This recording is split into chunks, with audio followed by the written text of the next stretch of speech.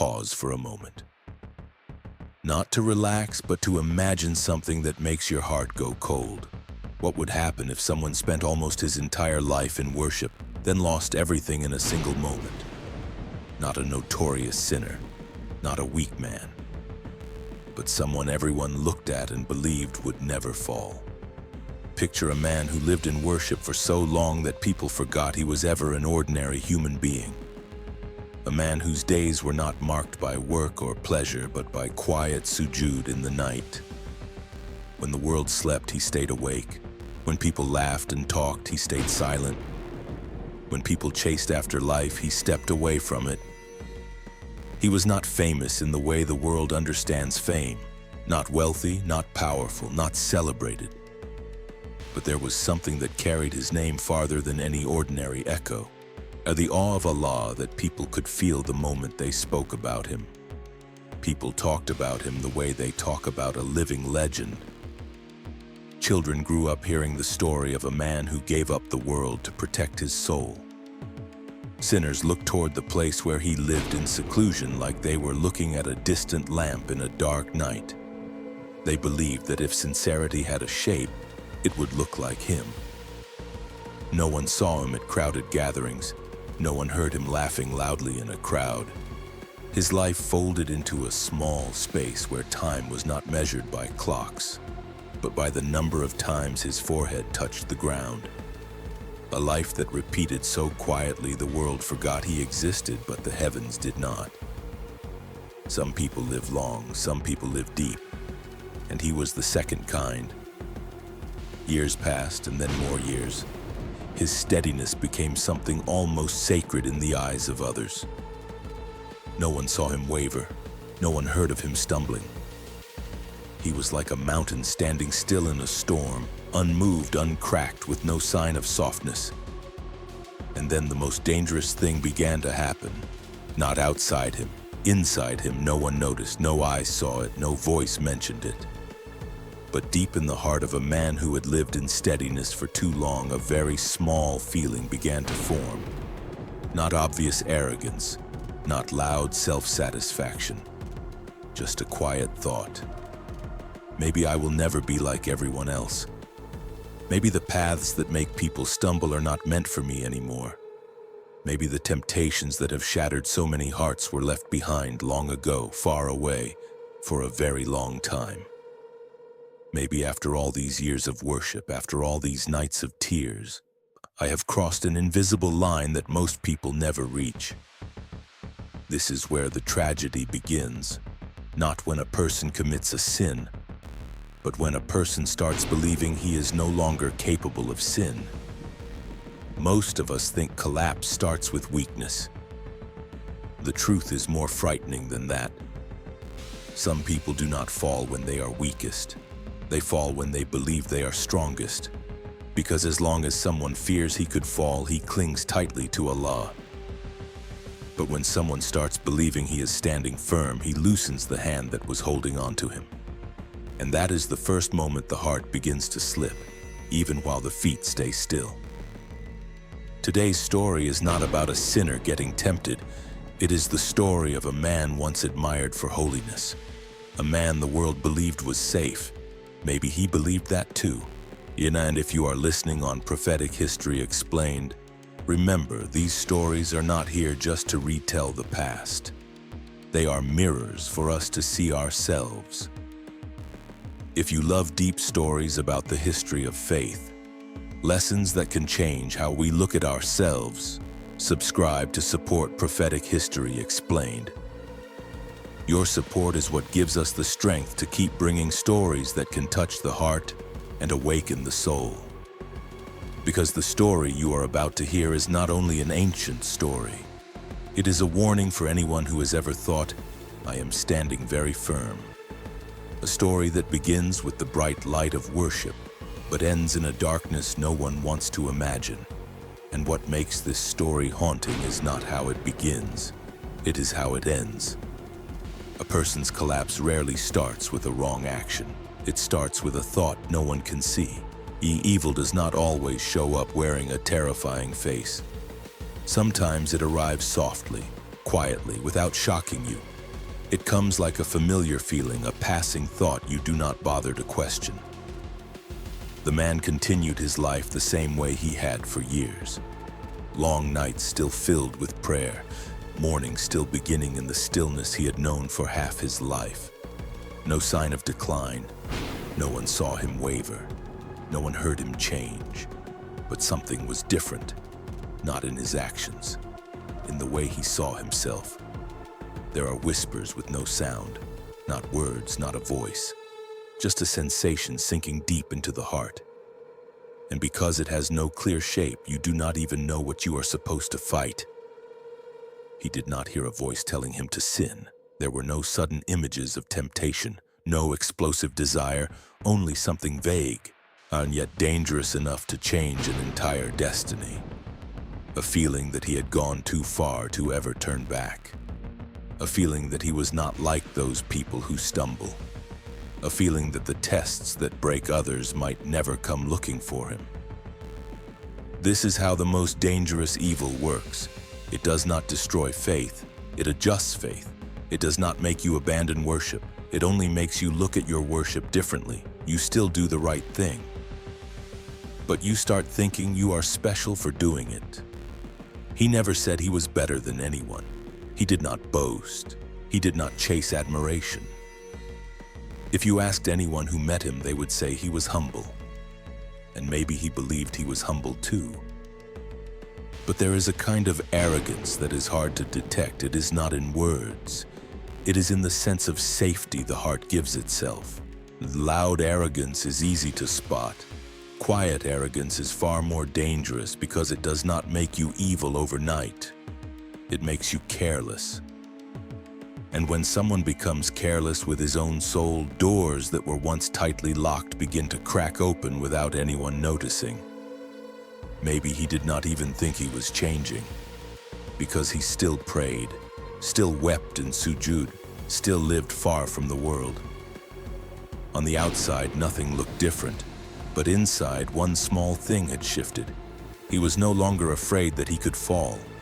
The fear that once made him cling tightly to Allah had faded. Not because he stopped loving Allah, but because he began believing he was strong enough. This is something many people miss in the journey of faith. They assume the farther you go, the safer you become. But sometimes the people who go farthest stand closest to the edge, because they start believing they are no longer near the edge. Shaytan did not have to drag him down right then. He only had to wait. Because when a person is no longer alert, he will take steps he once would not even dare to imagine. That is the most dangerous strategy. Not pushing someone into sin, but making him feel he no longer needs defense. A wall does not collapse from one powerful strike. It collapses because a small crack gets ignored for too long. The human heart is the same. When someone believes he cannot be harmed, he stops looking down at where he is standing. He stops asking whether he is slipping.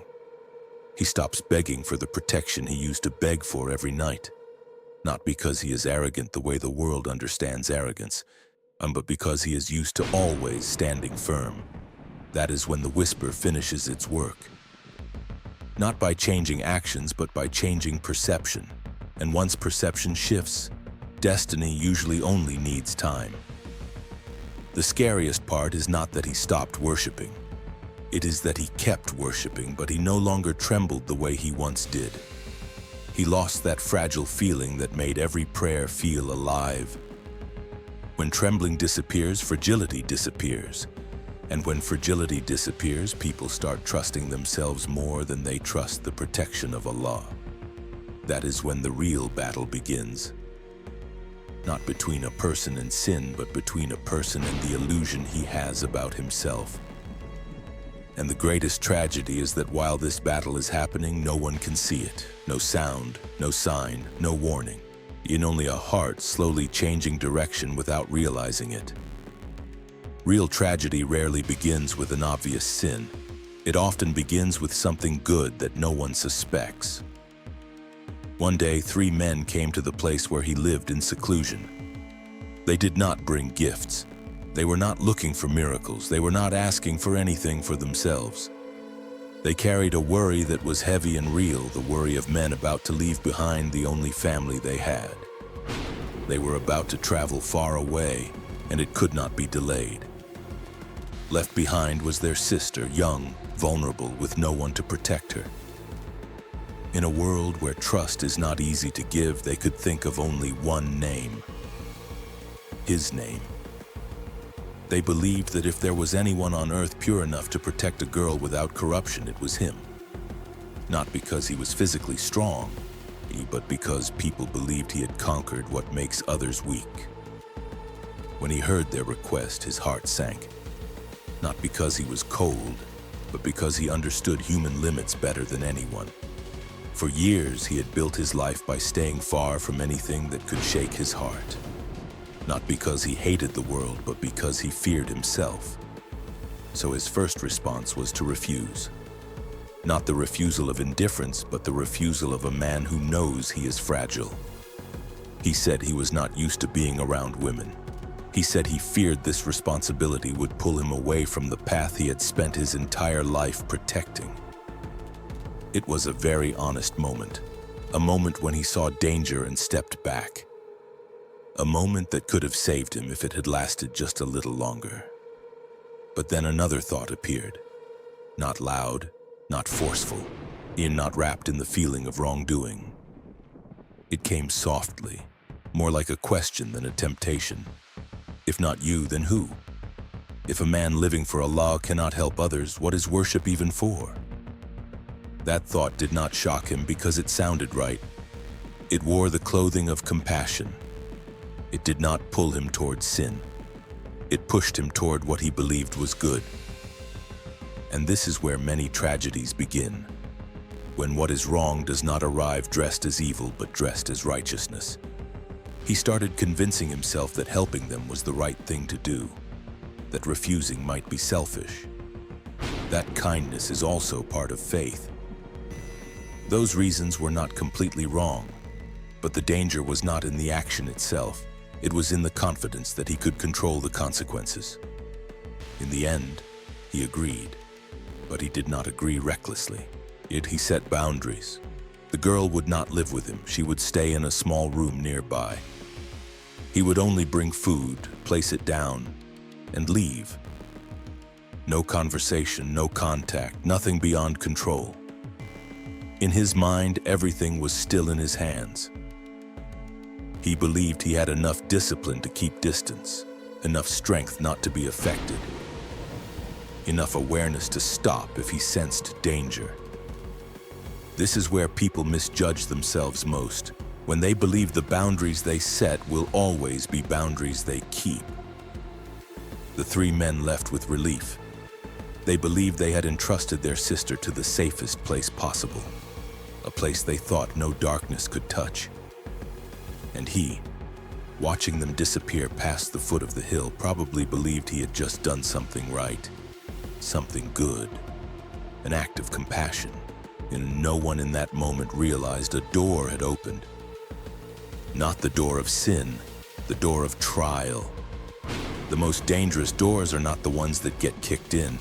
They are the ones opened by the very hand of someone who believes he knows exactly what he is doing. Because when a person crosses a line he avoided his whole life, even with one small step, he is no longer standing in the same place. And sometimes the distance between one small step and a long road is not measured by the length of the step, but by the direction it points. Some decisions are not wrong on the surface, but they change the direction of an entire life. Not instantly, not loudly, not dramatically. Just a tiny shift. But if the shift lasts long enough, a person can end up very far from where he began, without realizing when he left the path. And there is no sound that announces a heart beginning to slide. There is no clear moment you can point to and say, it started here. Most of the time, falling does not come like a storm. It comes like fog, slow, quiet, and only when you look back do you realize you have been lost. At first, everything stayed exactly as he promised himself. He brought food and placed it at a safe distance. No meeting, no words, just responsibility carried out, then he withdrew. In his mind, the boundary was still intact, and that feeling made him calm. But boundaries do not collapse in one moment. They wear down. One day, a thought passed through his mind.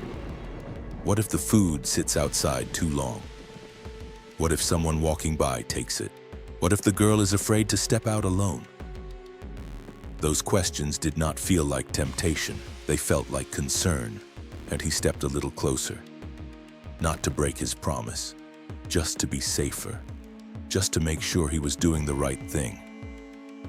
And because he explained that step as kindness, he did not see danger in it. Big changes rarely begin with big decisions. They begin with tiny allowances we tell ourselves do not matter. The next day, he stood a little closer again.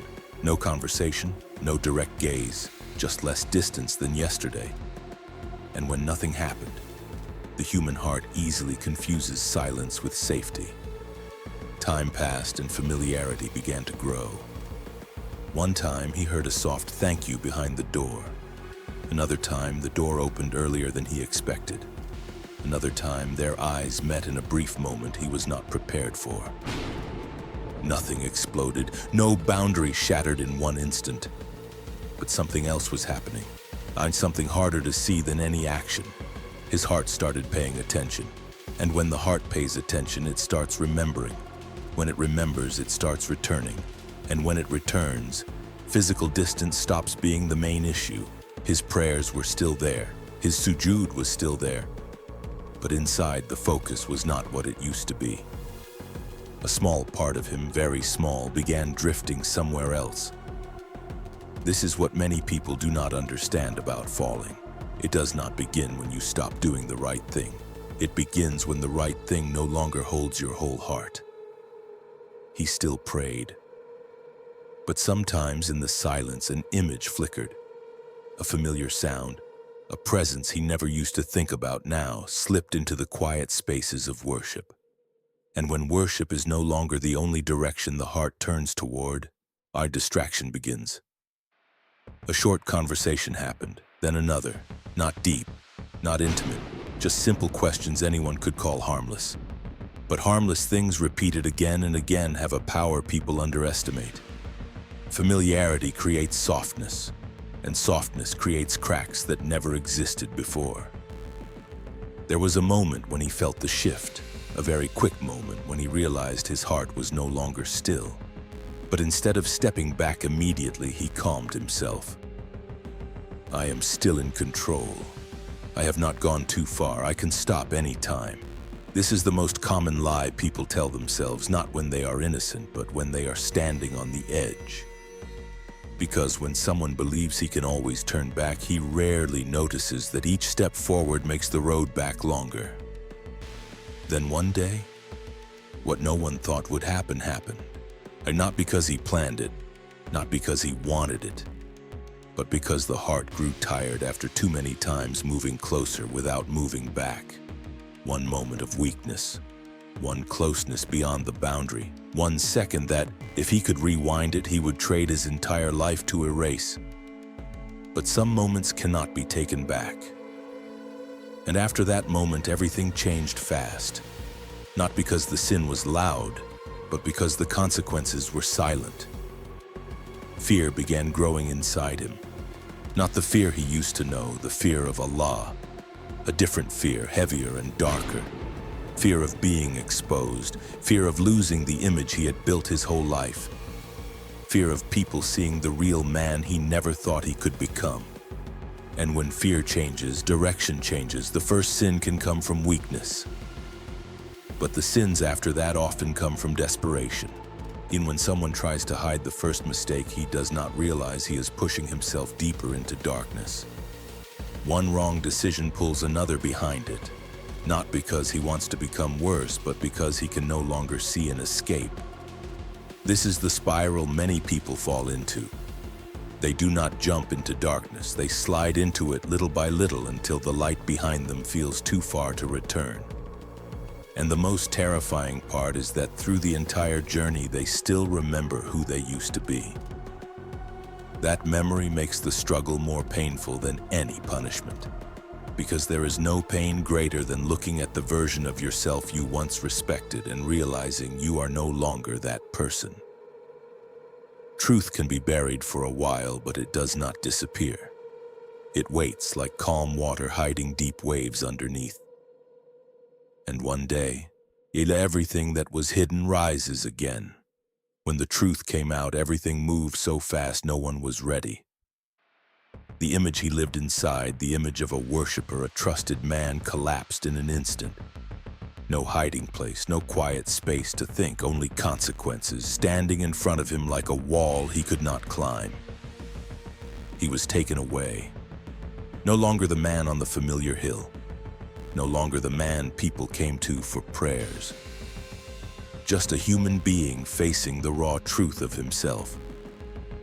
For the first time in many years, he could not hide inside worship. He was locked in with his own conscience.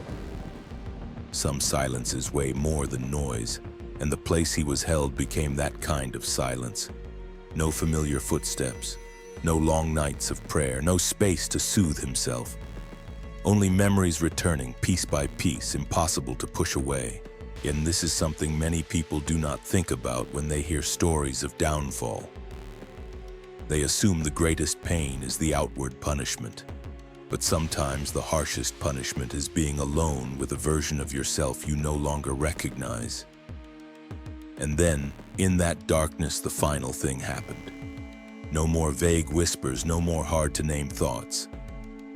This time, the confrontation was clearer than ever. Evil no longer hid behind the mask of good. It stood in front of him, exposed, cold, with nothing covered. A final offer appeared. Not to save him from his mistake, to complete it. Picture that moment. A man who spent his whole life bowing to Allah. A man whose forehead touched the ground in long nights no one ever saw. A man who believed the one thing he would never lose was worship. Now it all came down to one choice. Not a long road, not a new journey. One act, one bow. Many people think the collapse happens in this moment, but the truth is this moment is only the end of a road that was walked long ago. No one loses everything in 1 second. People lose themselves through hundreds of small moments they once told themselves did not matter. And by the time they face the final choice, they are often not as strong as they used to believe. Not because they were never strong, but because they wore that strength down through too many compromises. He had been strong, he had been steady, he had wept in sujood with a trembling heart. But all of that now stood behind him like a distant memory he could not reach. That moment was not loud, not dramatic, no thunder, only a terrifying silence, the silence of a soul standing at a doorway it never imagined it would touch. And then he chose wrong. Not because he did not know what was right, not because he had never loved Allah, but because he had gone too far down the road of trusting himself. That bow was not only an action, it was the closing of an entire journey. The final period at the end of years he believed would protect him forever. And the coldest thing happened right after. The one who led him there did not stay. No rescue, no loyalty, no comfort, only abandonment. This is the true nature of Shaytan. Not only leading people into error, but leaving them at the exact moment they need an exit the most. He does not walk with them to the end. He brings them to the cliff, then steps back. And when everything was over, what remained was not only the tragedy of one man, it became a warning beyond time. This story does not exist just to tell a name from the past. It exists to remind us that no one is immune to falling. No number of years in worship is long enough to make a person untouchable. No journey is so long that it removes human fragility completely. What makes this story haunting is not how deep the fall was, but how high he once stood. Because the higher you stand, the more it hurts to fall. And sometimes the most dangerous thing is not human weakness, but forgetting you can still be weak. Maybe the most painful lesson is this: it is not that his years of worship meant nothing. It is that he believed those years were enough to keep him safe. But in the journey of faith, safety is not in what we have already done. It is in the humility we still carry. One moment of arrogance can shake a lifetime of steadiness. But one moment of humility can save a soul from the edge. And that is why this story still echoes. Not to push people into despair, but to wake them up. So that when we look at it, we do not see a stranger who fell. We see ourselves. And we whisper the words that may be the most important words a heart can say. Allah, do not let me face myself without you. If this story touched you, remember, stories like this are not meant to be heard and forgotten. They are mirrors that help us look back at ourselves so we can slow down, go deeper, and walk with more awareness on the path of faith. Join the Prophetic History Explained community so we can explore more powerful stories from the history of faith, lessons from the past that shine light on the present, and perspectives that can change how we see ourselves. And if you want this channel to keep bringing content that reaches the heart like this, subscribe to Prophetic History Explained. Your support is what gives us the strength to keep telling stories, not only to listen to, but to awaken.